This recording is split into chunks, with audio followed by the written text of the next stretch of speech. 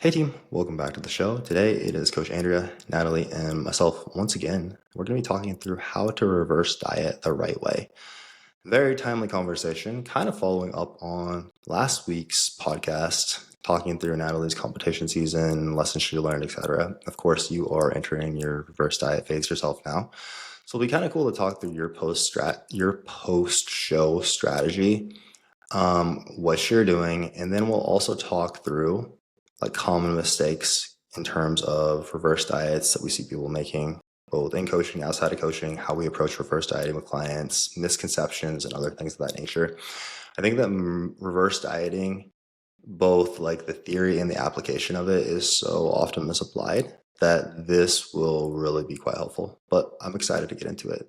So, first, let's kind of talk through, Natalie, your reverse diet game plan. Um, of course, we talked through.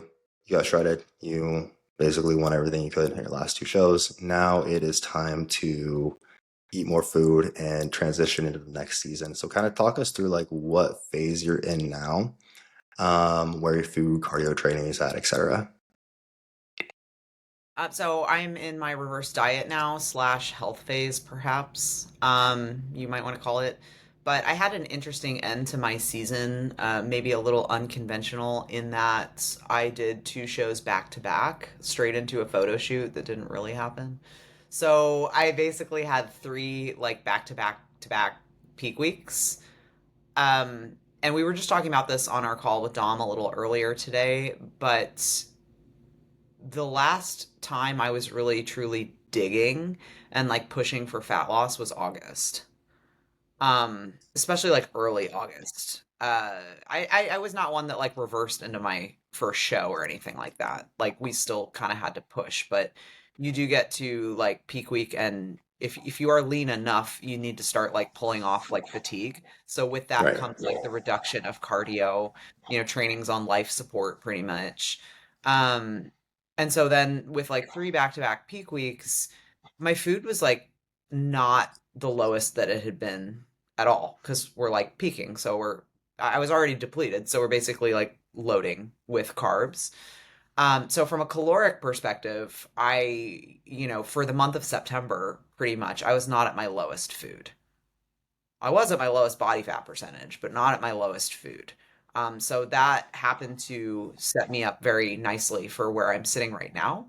Um, I've also talked about the fact that, even before I started prep, I started mentally preparing for the reverse because I know coaching it, and I know having gone through like some diets that I've pushed in the past and reversing out of those, like I've messed some things up, things I'd do differently. So I have been really mentally preparing for this chapter for a long time because I know how challenging it can be. Um, and this is something where I always like to say to my clients, to try to kind of like we start talking about their reverse like well before it gets here, mostly from a mindset perspective. And a timeline and setting expectations where I always say it's kind of like you would say to a runner that you need to sprint past the finish line. You don't want to just like run up to the finish line and stop. Like you got to hang on a little while longer. Like, hey, I know we felt restricted. I know we don't feel our best physically, but like just hang on a little bit longer because it is so worth it to get this right. Because reversing properly, make sure that, of course, we're in like a healthy place in our bodies, but also in our minds. And that's really going to be the catalyst and what sets you up for your next like build or your next phase or season of life. So, to your initial question, right now my calories, they are roughly, I mean, I hesitate to give an amount because it's all relative, doesn't quite matter, but they're not that high, but they're not that low. So I'm very much like in the throes of a reverse where like I imagine we'll make a jump soon. My cardio is now stabilized. So through peak weeks it was like a couple 20-minute sessions, a couple 10 minutes like here and there, resting the day before a show. And so right now it's standardized at like 5 times a week, 20 minutes of lists. And back to a bit more flexibility there in terms of like I can choose the 5 days that I want to do my cardio. Whereas in peak week and leading up to like my first peak, Dom was, hey, for the next 3 days, this is the plan for cardio. So regardless of what day it was, what I had going on in my schedule, it's like this is what you train, this is what you do for cardio. So got that element of flexibility back, but I imagine that cardio will likely stay here for a pretty long time. It's in a pretty sustainable place. Again, like 5 days a week of 20 minutes, like very doable. I think the lowest it ever got in my off season last year was like 5 days a week of 15 minutes, which is, for me, like all intents and purposes, 15, 20 minutes, whatever, like It's like same a thing. warm up before you train. Basically. So, I anticipate short of any sort of like cleanup phase that might happen, months from now. That's probably where it's going to hang out a little bit. Steps Okay. during like peaking were around 7 to 8,000 a day. And now they're back to 10,000 a day, which is where they were in my off season. So that's a number I'm familiar with. Um, Again, I now have that flexibility where like I like to do with my clients, where I have like it's almost like a rolling or a weekly step goal. So it's like, hey, if your average works out to 10,000 a day, I'm cool. So there could be one day where you get 7,000, but one day where you get 12,000, and your weekly average ends out to like 10,000 a day, like fine. That's where I'm at. So like that element of flexibility is back. I am on a meal plan, and it's all the foods that were in like my original meal plan and peaking, but my coach has specified like, hey, you're cool to do some food swaps. Um, which I have been, I still really like my meals, quite honestly. I did Mhm. like swap some beef for chicken because I had a bunch of chicken I needed to get through. This week was weird and unique because I think most people know I really kind of rarely eat out or do anything, but it actually was my birthday this week. And so, I wanted to celebrate with my family. So I did some flexible dieting, which I normally like, especially like first week of my reverse, absolutely would not do. But I literally tracked on my birthday because that's how important it is for me to like get this right. um, and then, I've like I talked to a few clients through my approach there, and it's like, I I'm gonna do a free meal for like a birthday celebration on Saturday, for example. But again, that ability to kind of like zoom in and out and know that, hey, like I want that free meal on Saturday, so like I'm gonna track like on my actual birthday. But short of that, it's just gonna be my meal plan. I like my meals. I'll swap in some seasonal produce because Okay. like it's important. But anyways, that's a roundabout answer for like just where I'm at in my reverse. And in terms of the plan, I imagine he'll probably make an increase next week because weight is not like what my stage weight for my last show or like photo shoot was like something like 123, like something like that. And like I woke up today and was like 122.8. Oh wow. Uh, yeah. And I'll also be I think something that needs to be said here is that the plan is to put body fat back on. Not all of it, but like I will have to gain some body fat to be healthy. I already purchased a lab panel and I'm gonna go for labs like end of the week. So gonna get an idea from a health perspective of what the damage is, which will further inform this reverse and health phase in terms of like what needs our time and attention. And realistically, thyroid will probably not be in the best place possible. Um, and a lot of what is going to heal a lot of that is going to be time, like time spent eating more and time Hmm. spent eating more nutrients and also like putting on body fat, which is going to help regulate those like hunger signals. Um, I would say hunger's been up this week, and I'm not someone who struggles with hunger. Like I always have felt a little bit broken from that capacity. But like I've noticed more hunger this week than I have in prep. Um, but it's manageable. Like I understand why it's there. And I think a lot of that is also when you release that mental restriction of dieting, like I am no longer dieting, working toward this one thing. You almost like give yourself permission to be hungry. Can you talk Yeah. about the changes in your macros so far from like your your photo shoot to what changes you made this week? And then did you just kind of take the reins off with your water and salt, or is there still any guidance there? He did give me a water goal. And it's pretty similar. He didn't actually call it out. I just happened to notice it on my sheet. So like I was through my peak weeks, I was drinking like 130 ounces of water a day. And then in addition to like two Nespressos and like a cold brew, excepting like a day out from show. Like that would the day before a show and show day was always like its own thing with like its own water goals. But generally it was like 130 ounces, and I noticed now it's like 128. So like right around there. I will say I've gotten a little liberal with like, you know, okay, there have been a couple days I've had an extra Coke Zero, okay? Like and I'm not sorry. And I'm probably gonna do it today too.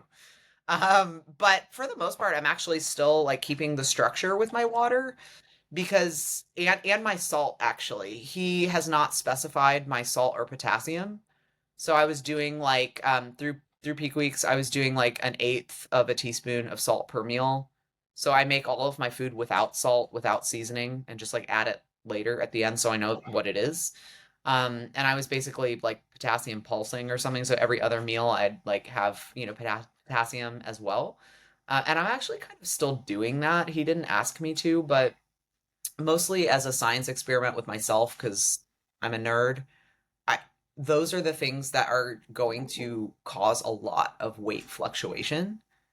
And weight fluctuations aren't bad. Like I say that to clients all the time. Like it's normal, right? And like we don't need to like in our maintenance and building phases, we don't necessarily need to live in an environment where we're like counting salt packets necessarily. But as I am reversing, I just, again, it's really important for me to get this right. And I'm like really interested in like the metrics and like what my scale weight is actually doing. And I know that things like water and salt will tremendously impact that and like have the potential to skew metrics. So I'm keeping it. And also I'm still working off like some of my protein from last week, which was cooked without salt. So it's like, oh, I'll add an eight. But having said that, again, did a meal out with my family for my birthday, and yeah, it was tracked, but clearly, like if they probably added salt to my fish, so would say that from that aspect, it hasn't been like perfect for counting sodium, but yeah, we're not really doing anything specific there. What about carbs and fats? What has he added for you? It's honestly interesting. I have to pull up my sheet because I'm on a meal plan, so I haven't really like looked. Let's see. Right now, I am on about like 200 grams of carbs, 205, and about 52 grams of fat. And that's up from what last week? Um, I feel like it was about the same Oh, ish. okay. It doesn't sound like you guys have made a big increase in food yet, but it will likely be coming soon. Right. I should have brought this up ahead of time. Um, let me pull out. No, he locked it. Damn I think it. we're good on that. So talk through. Yeah, I Then don't it sounds like to answer Andrea's question though, like I don't think we didn't make some huge jump in food from last week, but I think Okay, got it. the the bigger answer to that is because I wasn't like because I just did three back-to-back peaks. So like food was sitting higher. Whereas like if I hadn't done three shows, I imagine and like how we would work with clients, which we'll get into, there would have been like a more substantial increase. yeah. So you said you've been mentally preparing for this for a long time. So talk us through kind of what the difficulty is you're preparing for. Like I would love to hear like what these challenges you see for coming up are that you want to be ready for. First and foremost, I'd say the biggest challenge with anyone who's working toward a photo shoot or a show, or maybe that like 40th birthday, big birthday or big trip, some event, is the loss of that goal. Because Hmm. we always talk about setting goals with clients, and like you need that kind of North Star. Like, what's your why? Like, what are we working toward? And it's pretty profound to be working toward a big goal and then experience the loss of that goal. Because a lot of times, like, that is what your daily actions and values are aligned to, are tethered to, So you remove it, and it's like, oh, well, like, now if I cheat on my diet, it doesn't really matter, right? Because, like, I'm not doing a shoot next week, so, like, it'll be fine. I'll get back on. So I think that that loss of that singular purpose, that's been your guiding light for however long, in my case, like 2, 3 years, is a very significant and profound change. Right. So thinking through that seasonality of life, like, hey, we are preparing to change seasons big time. That's been one that I've been like journaling about a lot. And so, like, again, that having that guiding light when you are put in like a tempting situation, and again, like, I'm out with family and like we go to Dairy Queen. Of course, I want to get like a large blizzard, like, it's a lot harder now to say no to some things. But again, that I knew that. So like already preparing, and I think that I've had this conversation recently with some clients who are reversing or getting ready to, and the thing that I've been going back to myself is that like this food is just always going to be there. Like I will be able to have a lot more flexibility in due time. Mhm. So right now it's like my food's not that low, but it's also nowhere near as high as it was in my off season. I mean, we're Right. talking like, I think at some point, like right now I'm around like 18, 1900 calories or something like that. Whereas I think my off season it got to like 2600. So that's a big difference. From a like I'm living my life and this is my everyday kind of thing. And like for someone who's experiencing a like quote birthday week, it's like, man, this would be a lot easier on 2600 calories, I'll tell you that. And so I've really just kind of kept my head down this week and like, hey, this is just my current reality right now. Like if it's 18, 1900, like that's what it is for now, and it's important to get it right. And like some of these things that would be really fun and nice to have and taste good, they're not going anywhere. Like Right. there will always be like delicious pancakes at IHOP. There will always be, like Dairy Queen will always be there. Um, and again, that's something I was conditioning myself on very early. And then also on, preparing myself to be hungry. And, Okay. hunger, you can experience it a couple different ways. There's obviously the physical sensation of hunger, but there's also like the mental sensation of hunger, which comes from psychologically spending a period of time restricting. And it is what it is. Like I was restricting for a really long time. That's what prep is, that's what dieting is. And there's just such a very natural pendulum swing psychologically and emotionally from like one to the other. Like it's people think like they're broken or like I'm doing something wrong. It's like, nope, this is a very normal like human response to a long period of restriction. So having just again like coaching myself and having those conversations that I would have with clients with myself for the months leading up to it. And I know that sounds like kind of nerdy and it's like, oh, she's probably exaggerating. Like, no, I really, really spent time like talking to myself and thinking about this sort of thing. Um, because I know that I do want a future in this sport, and also I want to be healthy. And I always like to say like my biggest north star, my like why power, not willpower, is it's important for me to lead by example and walk the talk like for my clients. And it's like how would I coach someone through a reverse? How would I want them to experience this? So those all of those things really help me. And again, I'm not even a week into this, so I'm not going to sit here and pretend like I'm perfect or going to be perfect, but I'm feeling pretty good as we speak, and I do feel like if I can manage a birthday week, which I've done so far, like that's probably going to be the hardest. This is probably going to be the hardest week for me. Yeah. So one of the things you mentioned was how difficult it can be when we don't have the North Star anymore, be it competition, or if you're getting ready for a photo shoot, or if it's just pushing to like complete this fat loss phase successfully. And we are so often just so dialed in where it's like I haven't missed in weeks or months to like get to that point. And it does become a lot harder when we are transitioning. We no longer have that goal. The goal isn't to just like get as shredded as possible anymore. Curious for either of you, whoever is welcome to chime in first, but like when you start the reverse diet phase to like offset that with clients, are you just setting new goals? Is it just like, hey, this is going to be hard, don't mess it up? Like, how do you guys, like, what's the best preventative measure there? How do y'all approach that? I think just preparing them for how they're going to feel is really the biggest thing, especially if somebody is new to it and hasn't really done a reverse diet before or hasn't handled a reverse diet properly in the past. Hmm. Just working through that with them ahead of time so they know what to expect for what they're experiencing.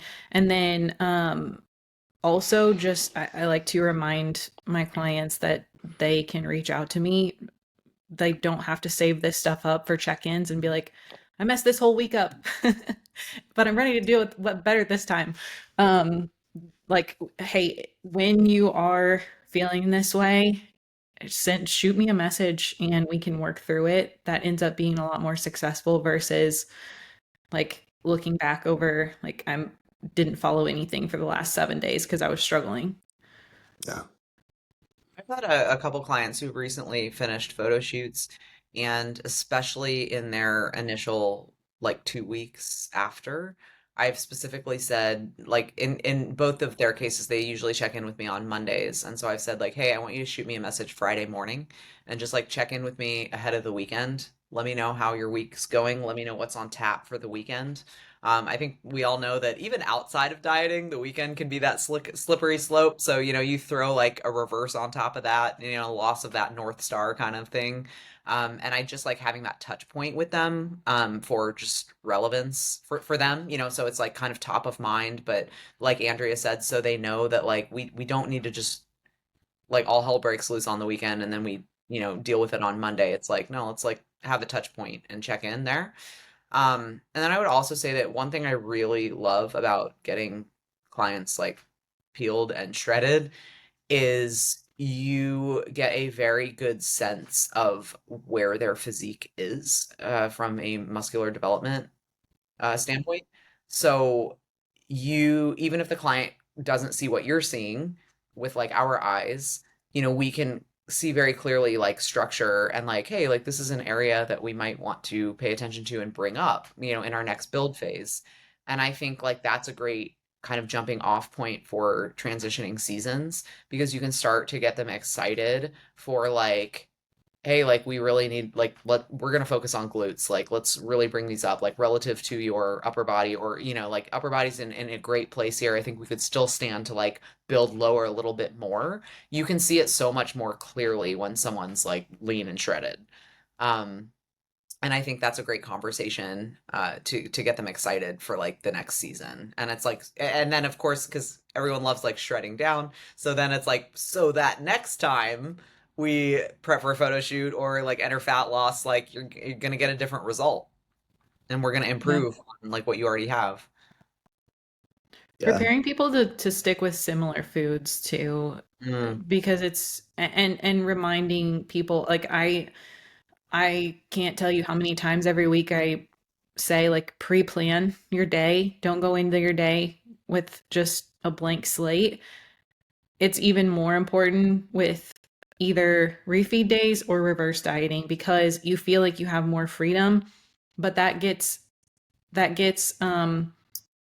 like eaten up right very quickly. Like you can have one looser meal and like there goes all of the additional carbs that we've added in on that day. So I always will tell people it's best to stick with very similar foods and just add a bit more oats, add a bit more potato, things that are going to be pretty satiating because we are expecting a little bit more hunger even though food is coming up.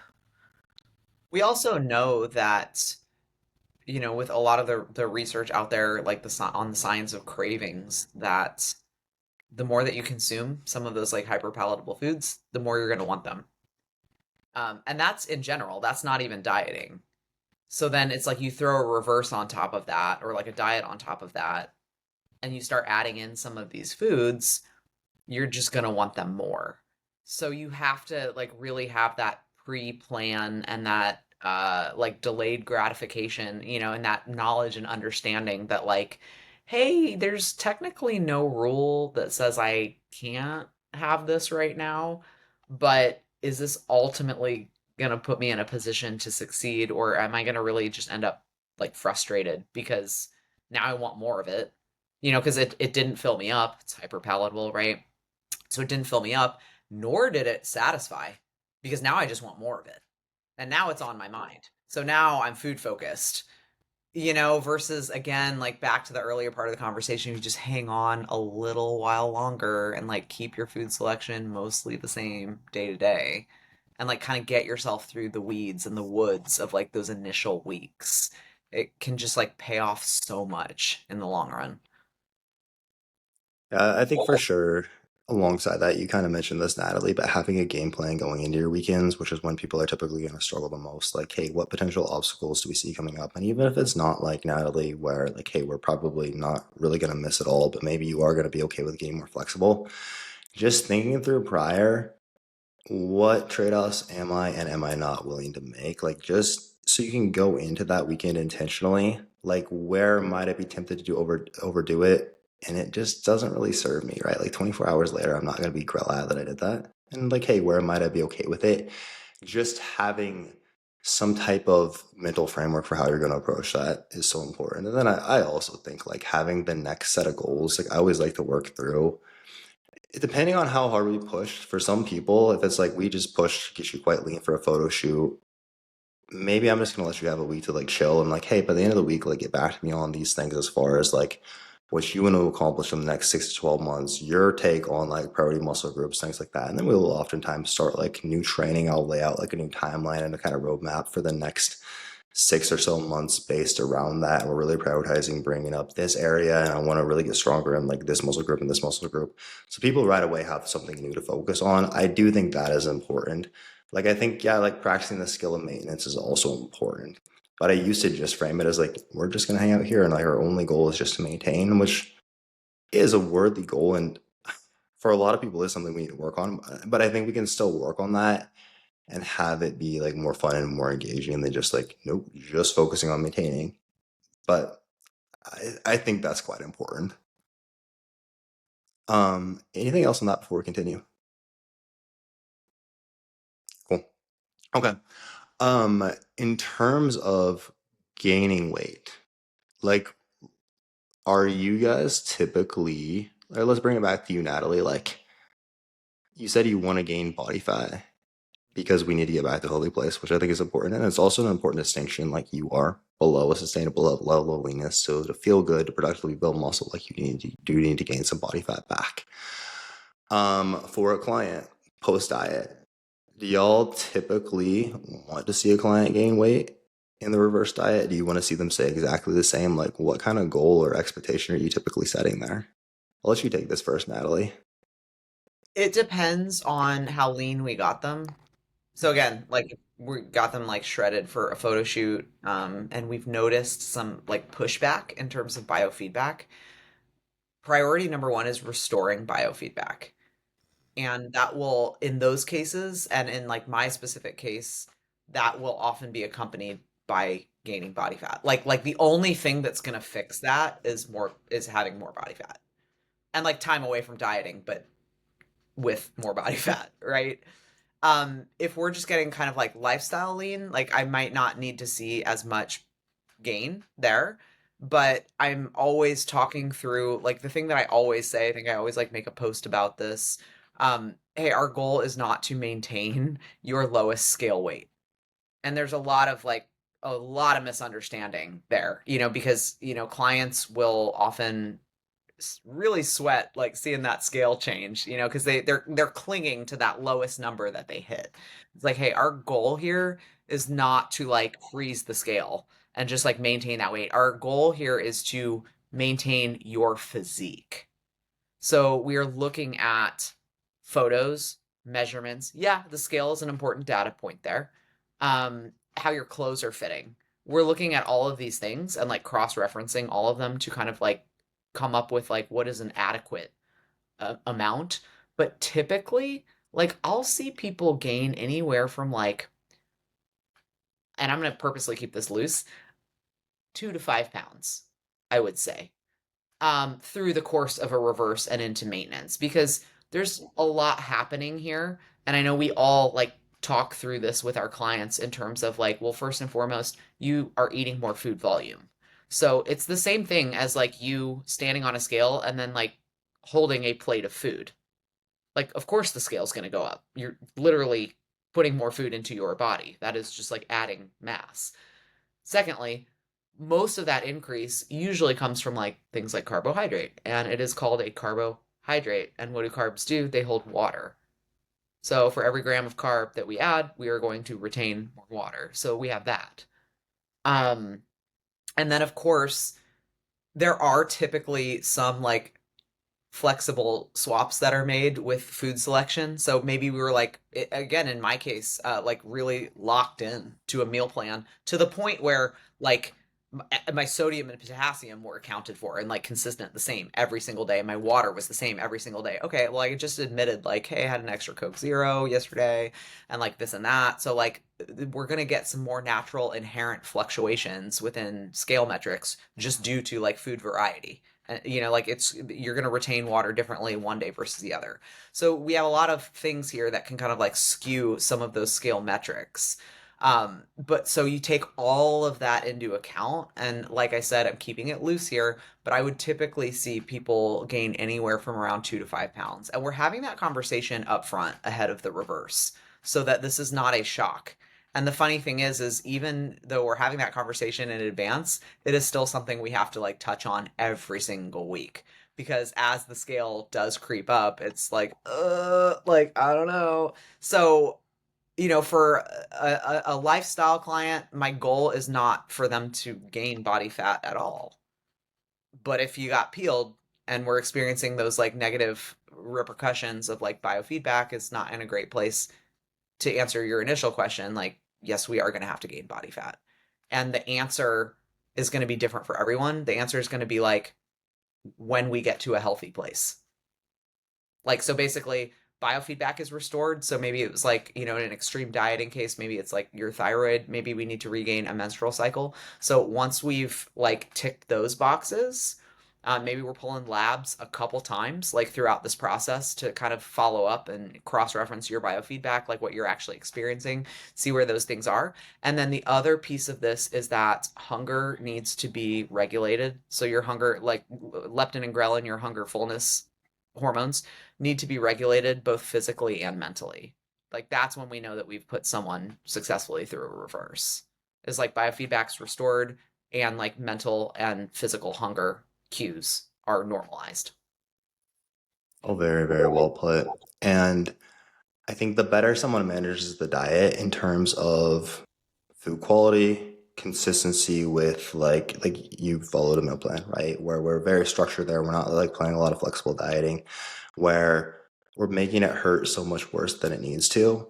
The easier it is to kind of basically the better the reverse diet process goes as a whole. Like if we have someone who hasn't dug to an unsustainable level of leanness, I find that if we manage the diet well in terms of things like food selection, right? We're not like messing around half the week and then like scrambling to try to catch up and pulling calories way lower the other half of the week in order to like make up for the first half of the week. As long as we're not doing things like that typically and we haven't pushed like below a unstable level of leanness, like reverse diet process is typically pretty easy to manage. But even if we're are below a sustainable level of leanness, like coming out of it is so much easier versus if it's again like just been like the flexible dieting game the entire time. Yeah, the thing that I think is important is that with dieting, dieting is restriction and it's controlled starvation. Like it is what it is. And we're consuming Natalie less starves people, you heard it here first. and you know, we're consuming fewer calories than our body ideally wants, right? And so within that, we are naturally also restricting nutrients because we're restricting food. So if we're not getting in adequate food, we're not getting in adequate nutrients. So therefore, the composition of what those nutrients are comprised of like becomes more important. So if you were someone who is dieting and on top of that, flexible dieting, so IIFYMing your way through a calorie deficit, we are now deprived of energy by way of calories, and we're also really deprived of nutrients. And that is going to have like downstream negative consequences on your biofeedback, much more so than just dieting. Because dieting in and of itself is a stressor. Again, you're consuming less energy than your body needs.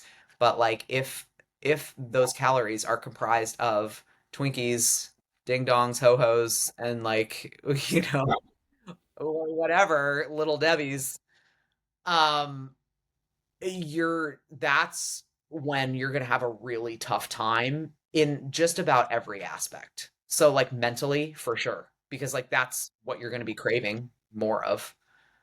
So mentally you're gonna have a tough time, and physically you're gonna have a tough time because like you are very much micronutrient starved at that point, which means your biofeedback's probably in an even worse spot.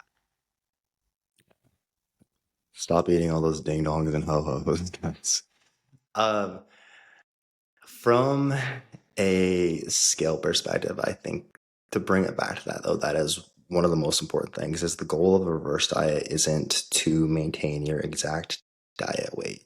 It should be a little bit heavier because we're eating more food, have more in our GI tract, if nothing else. But that's like you at the mid. We talked about this like the last podcast, 2 podcasts ago. Like the goal of the phase after this diet is probably for us to build more muscle, so again we can look better next time we diet down.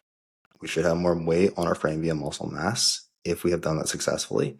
Like you, Natalie, 125 ish for your shows versus where we were a couple of years ago look completely different. And that's the goal. But I think that, and this is like I've had a few clients where it's, hey, we're 5, 6 months removed from dieting, and we're still worried that because we're like 4 or 5 pounds heavier than we were at the end of the diet. Like, I'd really probably like to see us a little bit heavier than this still if we're like productively building. But I think that is just understanding that like holding on to that like my end of diet weight so tightly is oftentimes going to just keep you from actually ever changing your physique anymore. Because we'll often see, like, hey, I need more muscle in order to get the physique I want a year from now. Like, if you're not happy with where we're at the end of the diet, is typically because we need more muscle. But that, like, holding on to that so tightly, like I was 125 at the end of the diet, and I'm so scared to let that go. So, and it's also oftentimes people who end up feel like complain of feeling the most restricted mentally, like post diet as well. Like, I wish I could eat more. I wish I could eat more. And it's like, it's just, I think again, like muscle building is so much harder than fat loss is. Like the people that are at this point, we've already dieted successfully. We've already proven we can do this. Like next time you do it, it'll just be easier. But just like being okay with letting go of that and kind of understanding like the physique development, the goal is basically for us to get heavier via more muscle mass over time. But that just holds so many people back. Is just like I don't look as lean as I did 2 weeks ago. And we won't. You have more food in your stomach. Like you won't ever look as lean as you did at the end of the diet. And that's okay. We'll be in a better place next time if you just like can let go of that short term. Also, just no one else really cares that much if you're like super shredded versus you're really fit. Like it just doesn't matter that much. Yeah, I think Anything else y'all add? Go ahead. I was just gonna say that's been like a very cool, like kind of growing experience through the last few years. Like again, I'm not like being shredded is like super fun. But it's like a vacation home. Like you don't really want to live here. But I was very comfortable in my off-season body, which was like 35 pounds heavier. Um, but at the time, like I was really comfortable and like life was very good too. Like it was very balanced, like training felt great. Something I know we talk to our clients about all the time is just really appreciating like the pros of every season of life. Like, the pros to dieting is like, yeah, it's really rewarding and it's really fun.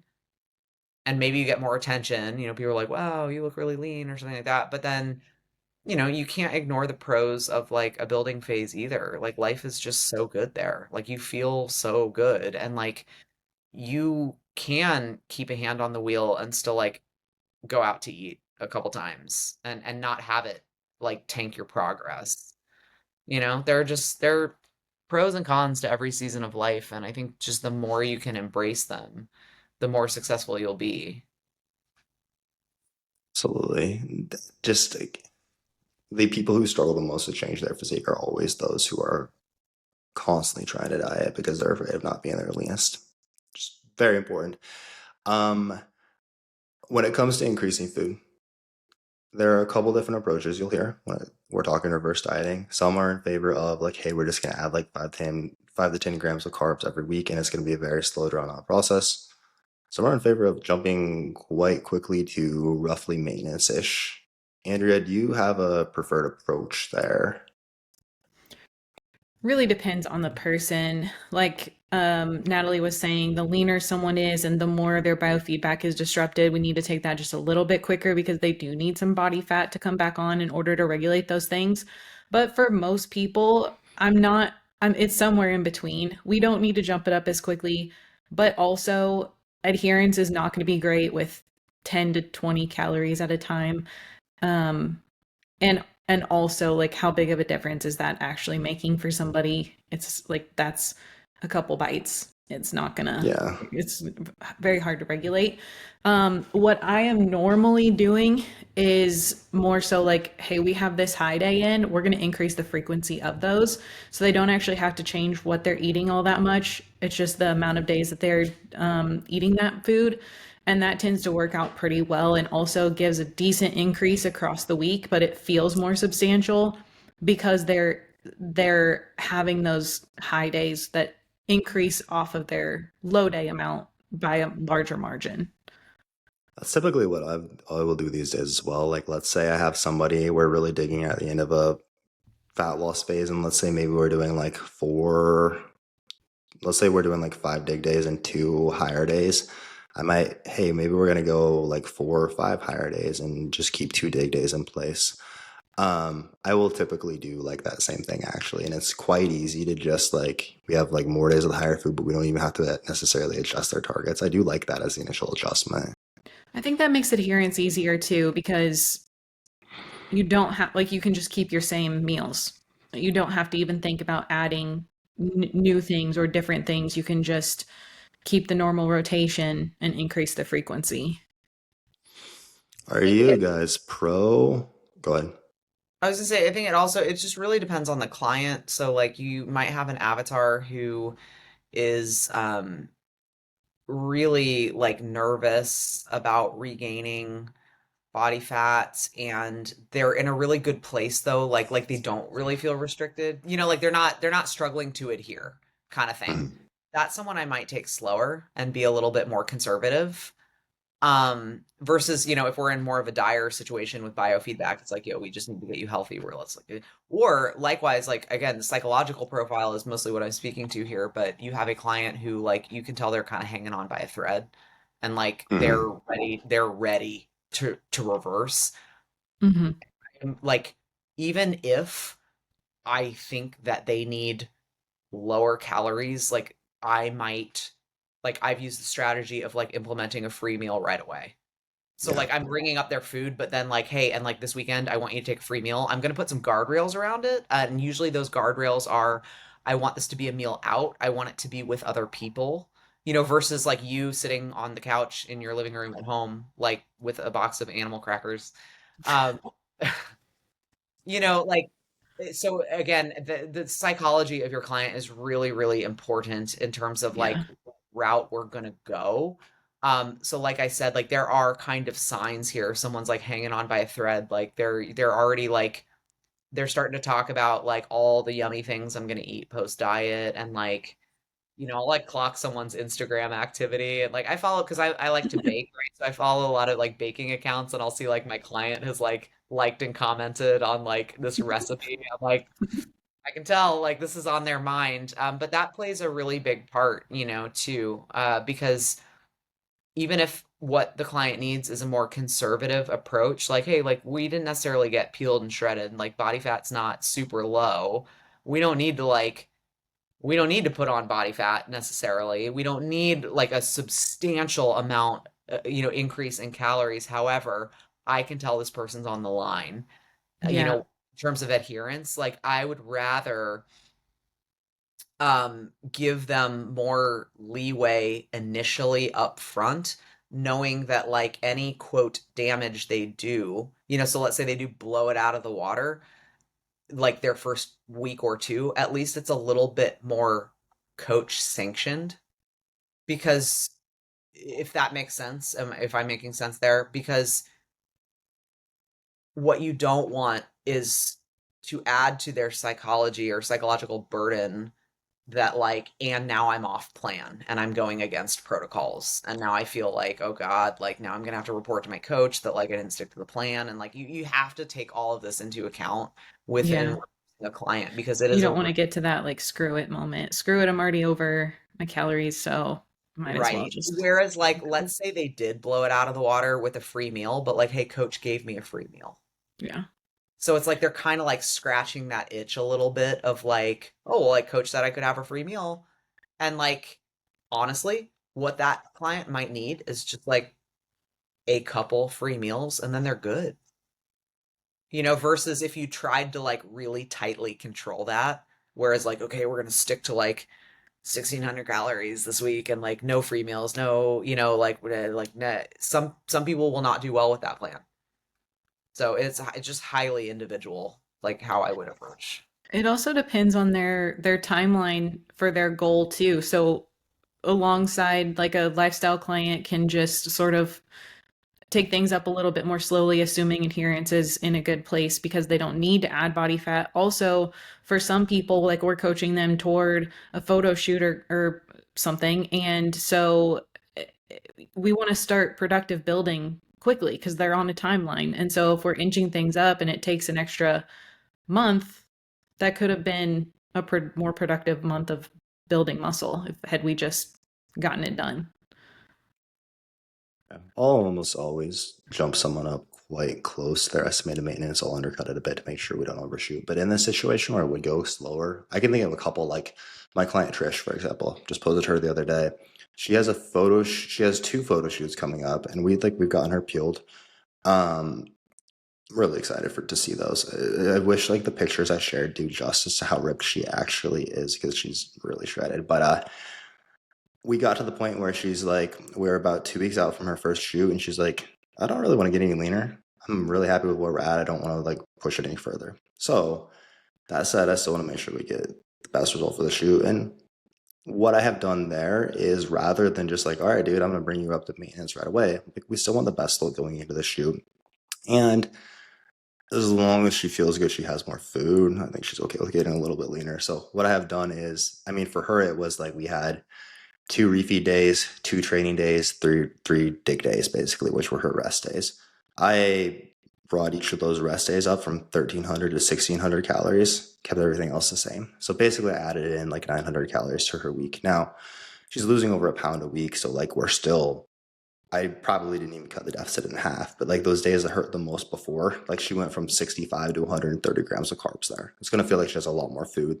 So like we will feel much better, but I'm also not worried about, hey, we're going to go into the shoot and we're going to like have distension and we're like not going to look our tightest. We're going to like drop a lot of fatigue this way. That's an instance where I might ease into it. I've had a lot of times similarly, like when I'm getting someone ready for a wedding, a very similar situation comes across where it's like, I don't necessarily want to push you leaner, and like there's more going on the next couple weeks, so we'll bring food up, but I like will ease into it a lot more like that. Like, okay, maybe I'm gonna cut the deficit in half, but we're okay with you continuing to get like a little bit leaner going into this over the next few weeks. Yeah, and a lot of times like we will see like a water drop or like a whoosh or something when we start reversing someone and they're like, "Oh my God, I'm no longer dieting and the scale went down." And like it's always really exciting for them. So that's I always kind of like it when that happens because everyone's like kind of happy about it. But that's kind of a cool scenario where that happens. Okay. Now, one of the most common misconceptions about reverse dieting is that if we reverse diet properly, you will be able to lose on way more food in the future. Will like boost your metabolism way up higher than it was previously. Andrea, is this true? What's your take on that? No, I think that most majority of the time what ends up happening is someone increases their food and so they're more adherent.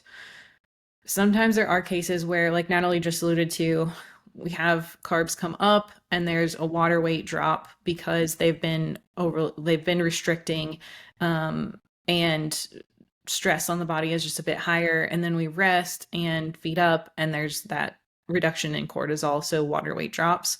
Um, but over the long term, I think that what used to be said was like, okay, over the long term, you were maintaining on 1900 calories, but now we're going to reverse diet you to where you're maintaining on 2300 calories. Unless somebody builds a ton of muscle and is moving more, it's not that the reverse diet did it. It's just that maybe you're more internally healthy, maybe your thyroid's functioning better, maybe you have more muscle mass. But the reverse diet is not going to, you can't just reverse diet your calories up and just through magic it increases your metabolic rate. Yeah, I don't know if this is as common as it used to be, but I feel like from like 2017-ish to like 2020, maybe a little bit beyond, was very much like the thought process that was put out there. It seemed was like, I have this client, not like a shredded person, but someone who has some body fat to lose just to a healthy place. They're reporting they're eating like 1,200 calories a day and still can't lose. I need to reverse diet them. And coaches would just like push their weight up and up and up. We're like, hey, babe, we still got to keep pushing this up to like get your metabolism firing on all cylinders so we can lose in the future. And if we're like, it's one thing to go from like shredded to a healthy level of body fat, but if it's like for that in that instance, like as you said, Andrea, we could very well be addressing like physiological thing, right? Like maybe your nutrient density was so poor that your thyroid was really under supported with the micros that it needed in. We're addressing that and cool, your body will be healthier, more responsive. You will be able to like eat more food and lose. But you just like pushing body fat even higher when we're already at a healthy place just to like try to push calories up more, like we're not going to get a better outcome from that in the future. Like people's, again, unless we're seeing something physiological like that, which we'll usually be able to identify in blood work, even like us building, we would have to build a crazy amount of muscle to go from like, hey, I need 1,900 calories to maintain to like Yeah. 2,300. Again, unless you're just like moving way more, we're probably not going to be able to change like your maintenance intake all that much. This So is one why we, example of this is I shared Kinsey the other day on my Hmm. stories, and she is eating quite a bit more. She was dieting before we got started and still wants to get leaner. And I was like, okay, cool, we can continue with that. I don't think that's going to be any issue. And then she's like, I have had some hair shedding. And I'm like, okay, so we are not going to continue dieting. Let's bring your food up. And we brought her food up by several hundred calories, and she's continued to get leaner, but it's not because her metabolic rate was like stoked or anything like that. It's just we are training with the proper amount of volume and intensity for her now. She's getting a lot more micronutrients, so her thyroid probably is improving. She said that she's noticed the hair shedding has stopped. This was that And bald girl you posted the other day. yeah. She's not bald. And like she looks leaner due to her muscle like filling out more. So her weight hasn't really changed. She's just like filled her muscle out that she has, increased lean tissue via that like hydration and carbs, and probably has dropped some water weight and a little bit of body fat as we've done that, but it's her metabolic rate hasn't actually like changed. There's a big stress element there, especially for women though. And that's like, Yeah. I mean, we talk about that all the time. Like pushing harder and deeper isn't necessarily better. It's like we need to be able to recover. If we can recover better in our training, if we have better training quality, we can keep food higher while still moving along at a reasonable rate of fat loss. Like we're gonna get a better outcome there. That's exactly what we talk about with like the refeeds and the calorie cycling and all that thing. Like why that is so helpful. this is Anything? why Go ahead, Natalie. Yeah, this is why we constantly are talking about like the phasic method of nutrition and like moving through the phases is that Everyone wants to know like how do I live lean? How do I get to the point where I'm like walking around leaner? And it's like honestly, it is going through this process multiple times. Because what the process over a long period of time, let me be clear. So I'm not talking about yo-yo dieting. I'm talking about like strategically implemented phases of nutrition over a longer period of time. Because what we're doing is building muscle, stripping body fat, building muscle, building muscle, building muscle, stripping body fat. And so, like, fast forward 5 years, 10 years, whatever, the result is now a leaner physique. The only thing that will increase your metabolic rate is more muscle. We do have research that says it's not a significant amount. So, like, you putting on a pound of muscle doesn't mean now I can eat 500 more calories. Like, the math doesn't really like work out, the way we all want to think that, like, oh, I'm just gonna get like really jacked and all of a sudden I can eat 3,000 calories. I mean, Lord, I wish, right? That's not the way that the math works out. However, how you do change your metabolic rate over time is improving the ratio of muscle to fat mass. And that's what this process is over and over and over again. So that, again, fast forward in 10 years, like maybe you can eat a lot more food because 10 years from now, like you do have significantly more muscle. Yeah, like we talked about so many times, your body fat percentage is basically the ratio of fat mass to muscle mass on your frame. And that is for most people the hack that they're looking for with like perfect reverse diet so I can stay as lean as I looked. Like what most people who work with us actually like to get to where they actually want, it is not like, hey, we need to stay as lean as were at the end of the diet. It is we need to build a lot more muscle. I think that's like one of the biggest things I would like to impart on people with this. Not the direction I plan to take this, but it's like just being so fixated, so obsessed with staying your absolute leanest is holding like everyone back from getting to that physique they want. I think we can all attest to this. Like it is so much easier to like quote unquote live in a leaner physique now that I have so much more muscle tissue than it was years ago. And it's not because I hacked my metabolism and I can eat 6,900 calories now to maintain. It's just having more muscle. And that's true for everyone. Like the goal physiques clients give instead of outside of like very, very fringe instances where it's like you actually just want to atrophy. Outside of those very fringe instances is almost always this person has way more muscle than you. It's not necessarily there. Sometimes they are a lot leaner than you as well, but typically like the muscle is the biggest gap. Anything else y'all want to add? Any final thoughts before we wrap this up? Cool. Well, if you want more in terms of the X's and O's, kind of the actual strategy for how we might approach reverse dieting, I'm going to link up the phasic dieting method series in the show notes. Very much a deep dive Andrea and I did on, okay, here's like from logistics, increasing calories, when we would increase calories, what we're looking for, when to stop a reverse diet, etc. I mean, all the phases of reverse dieting included. It talks through that. I will link up just a link to the entire series in the show notes.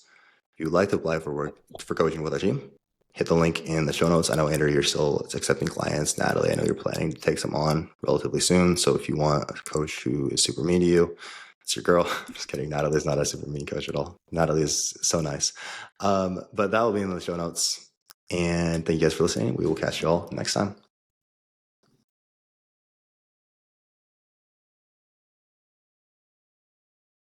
A lot of ways to